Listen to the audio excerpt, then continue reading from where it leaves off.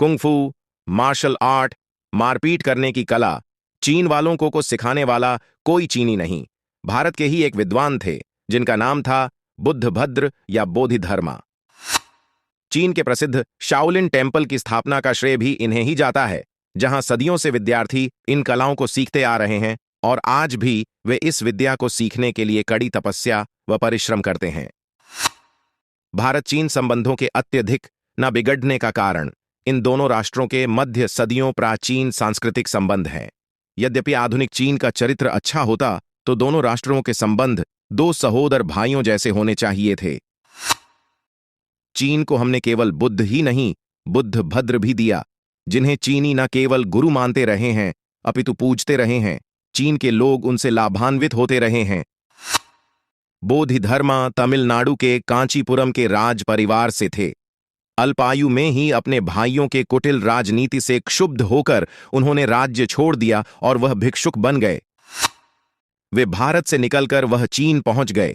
कांचीपुरम के चीन से ऐसे ही प्राचीन सांस्कृतिक संबंध के कारण पिछले वर्ष दोनों राष्ट्र प्रमुखों के मिलने के लिए इसी कांचीपुरम का चयन किया गया था। बुद्धभद्र के चीन पहुंचने के पश्चात का भी एक रोचक तथ्य पढ़ने में आता है, और वो ये है कि जब वे चीन पहुंचे तो उनके पहुंचने के पूर्व उस स्थान पर किसी ज्योतिषी ने यह बताया था कि गांव पर कोई संकट आने वाला है। जब ये वहां पर पहुंचे तो ग्रामीणों ने इन्हें ही संकट समझ लिया और गांव से बाहर निकाल दिया, परंतु आने वाला संकट कुछ और था। गांव एक महामारी के प्रकोप में आ गया। क्योंकि बुद्धभद्र कुशल आयुर्वेदाचार्य भी थे तो उन्होंने ग्रामीणों की सहायता की व उन्हें इस महामारी के प्रकोप से बचाया। तत्पश्चात वे ग्रामीणों के प्रिय हो गए। ऐसे ही एक बार सशस्त्र डाकुओं ने गांव पर आक्रमण कर दिया। अब ग्रामीणों को लूटने लगे तो मार्शल आर्ट में पारंगत बुद्धभद्र ने लुटेरों को पीट-पाट कर भगा दिया। शीघ्र ही बुद्धभद्र की ख्याति का प्रसार होने लगा एवं बात सम्राट जियावेन तक पहुंची।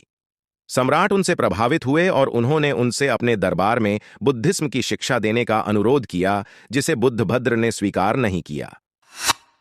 फिर सम्राट ने उन्हें एक भूभाग दिया जिस पर उन्होंने एक मंदिर का निर्माण किया और वही सुंदर मंदिर वर्तमान में शाओलिन मंदिर है। क्षल आज चीन, कोरिया, जापान व थाईलैंड में उन्हें विभिन्न नामों से पूजा जाता है और उनकी अनेकों मूर्तियां भी हैं। चीन के लोगों के विकास में भारतीयों का महत्वपूर्ण योगदान है, और यदि वहां के आधुनिक नीति निर्माता इन पक्षों को और अधिक सुदृढ़ कर सकें तो ये दोनों राष्ट्र कई प्रकार से एक दूसरे के लिए सहयोग कर सकते हैं। रही बात कि हमें बुद्धभद्र के विषय में क्यों नहीं पढ़ाया गया, तो यदि हमें यह सब पढ़ाया गया होता तो क्या हमें भारतीय सभ्यता संस्कृति की गौरवपूर्ण परंपरा, संस्कृति एवं कलाओं पर अत्यधिक गर्व नहीं हो जाता? और यदि ऐसा होता तो हम अयोध्या को दशकों तक फैजाबाद कैसे कहते, काशी मथुरा की जो स्थिति है उसे कैसे सहन करते? दिल्ली में अरबी आक्रांताओं के नाम पर दर्जनों सड़कों के नाम रखे गए हैं, क्या वे सारे बोर्ड उखाड़ के फेंक ना चुके होते? इसीलिए हमें यह तो बताया गया कि ह्वेनसांग और फाहियान इधर आ गए थे, परंतु हम भी उधर गए थे, ये बताना आवश्यक नहीं समझा गया।